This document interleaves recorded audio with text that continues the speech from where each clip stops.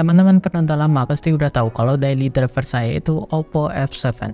HP ini udah banyak jasa untuk saya dan channel ini. Tapi 3 bulan ini sudah digantikan dengan HP ini. Ini adalah iPhone 11 Pro. Gimana sih rasanya pindah dari Android ke iOS? Yuk kita bahas.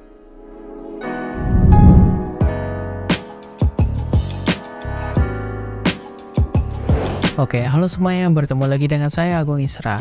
Di tangan saya ini adalah iPhone 11 Pro Basic Model. Ini adalah iPhone yang berkapasitas 64 GB.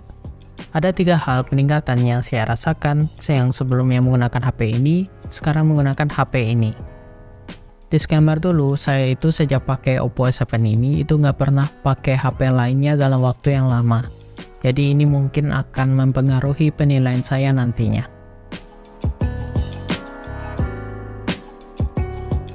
Sektor ini membuat saya kagum. Walaupun umurnya udah 3 tahun, tapi hasil foto dan videonya masih bagus menurut saya.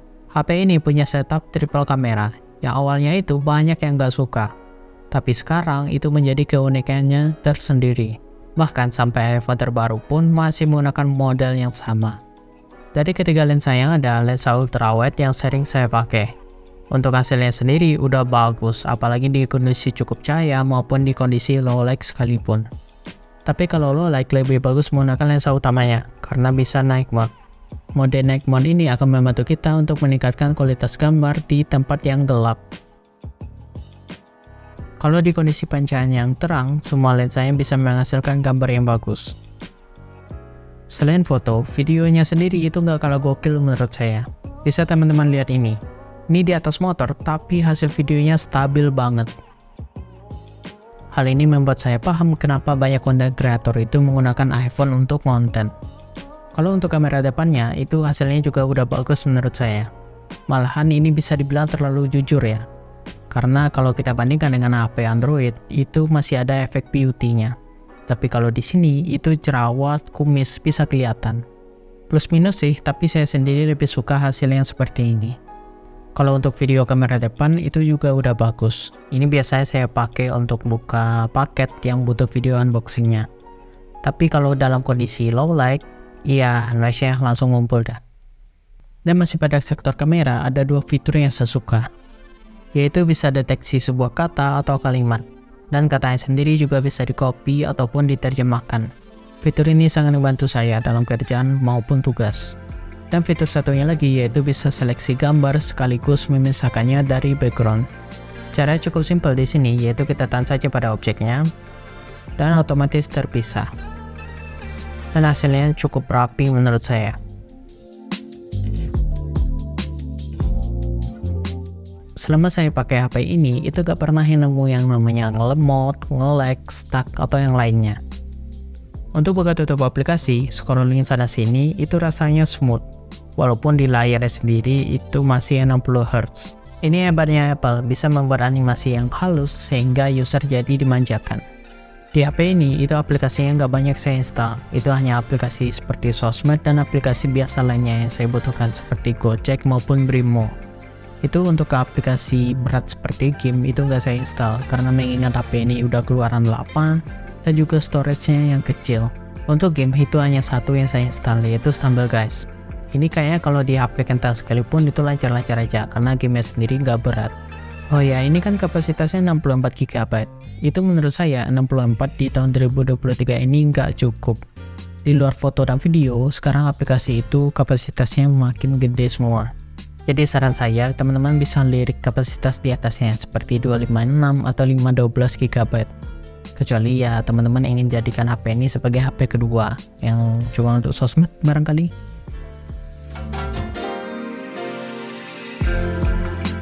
Desain itu selera, dan setiap orang selera yang bisa berbeda-beda. Tapi menurut saya, desain dari HP ini itu bagus, karena ya pada dasarnya ini mantan flagship. Body frame yang pakai stainless steel, dan sisi belakang yang menggunakan kaca finishing doff ini bagus, terasa mewahnya. Dan untuk frame yang masih melengkung, belum flat kayak keluaran yang terbaru, bagi saya itu nggak masalah. Dan juga saat dipakai itu enak-enak aja. Ini adalah iPhone seri Pro terkecil yang ada. Karena ini ukurannya 5,8 inch, itu sama seperti iPhone X maupun XS. Tidak seperti yang di atasnya, seperti 12 Pro itu ukurannya udah naik jadi 6,1 inch. Enaknya pakai HP compact itu saat digenggam itu pas di tangan, dan navigasi nggak perlu banyak effort karena semua layarnya bisa dijangkau dengan jari. Saya sendiri itu heran kenapa banyak produsen HP yang nggak ngeluarin seri compactnya lagi, dan kalau ada pun itu di seri flagshipnya. Kenapa? Kan mahal HP-nya kalau seri flagship. Next, di sini itu poninya masih pakai modelan yang seperti yang di awal, yaitu masih gede seperti ini. Itu nggak masalah sih menurut saya, malahan jadi ciri khas dari HP ini. Dan yang juga saya suka itu sisi kiri, kanan, dan bawahnya itu simetris, jadinya enak dilihat. Dari tadi itu kita bahas yang enaknya dari HP ini. Sekarang saya mau bahas yang nggak enaknya. Pertama, di sini sistem datanya itu dipisah. Lebih tepatnya untuk foto video itu satu apps dan untuk file itu satu apps lagi. Saya yang udah terbiasa dengan Android, itu sistem penyimpanan datanya hanya satu saja di file manager. Di iOS ini saya sedikit bingung dan menyusahkan menurut saya. Dan semua data yang ada di HP ini nggak bisa langsung kita transfer ke PC, nggak kayak di Android. Oh ya, ini butuh perantaranya dulu seperti aplikasi iTunes maupun TreeTools.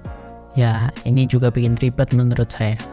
Lalu file di dalam Google Drive-nya itu nggak bisa langsung di-download, nggak kayak di Android maupun Drive yang versi webnya. Dan kalau kita ingin menyimpan file yang ada di Google Drive di iPhone ini, itu nggak ada progresnya udah seberapa gitu. Jadi kalau file yang gede sama file yang kecil itu sama aja muternya. Ya palingnya ya kalau filenya gede ya makin lama muternya. Itu aja sih. Seenggaknya ada angka presentasinya gitu. Dan ya itu hal yang tidak saya suka dari iPhone. Ya selebihnya saya suka seperti kamera, update iOS yang rutin, lalu dia nggak nge-lag walaupun udah lama HP-nya. Ya itu saya suka. Ini yang nonton pasti banyak yang nanya, emailnya gimana bang? Aman nggak? Ya kalau teman-teman perhatian dari tadi, ya pasti udah tahu kalau ini udah ke blok. Ya jadi ini SIM cardnya nggak bisa kepake lagi. Ya udah saya hubungi pihak tokonya, katanya lagi diproses. Jadi kalau teman-teman penasaran gimana kelanjutannya, ya bisa aja follow Instagram saya untuk update terbaru dari HP ini nantinya. Jadi kesimpulannya, setelah 3 bulan saya pakai HP ini, saya jadi paham kenapa banyak orang yang rela beli iPhone yang baru walaupun itu mahal. Walaupun yang second ini, ya masih mahal sih. Karena ya di beberapa hal di iPhone itu terasa matang dibandingkan dengan Android. Dan sebenarnya fitur yang ada di iPhone itu juga bisa kita lakukan di Android. Tapi ya bedanya di iPhone itu lebih matang. Contoh kecilnya saja itu seperti yang tadi. Kita bisa seleksi kata atau kalimat dari sebuah foto. Di iPhone itu bisa dengan aplikasi bawahnya. Sedangkan di Android itu bisa menggunakan aplikasi Google Lens. Ya aplikasi pihak ketiga lah. Ya di satu sisi Android itu inovatif dengan fitur-fitur barunya, sedangkan di iPhone itu fitur-fiturnya matang, sehingga jadi superior.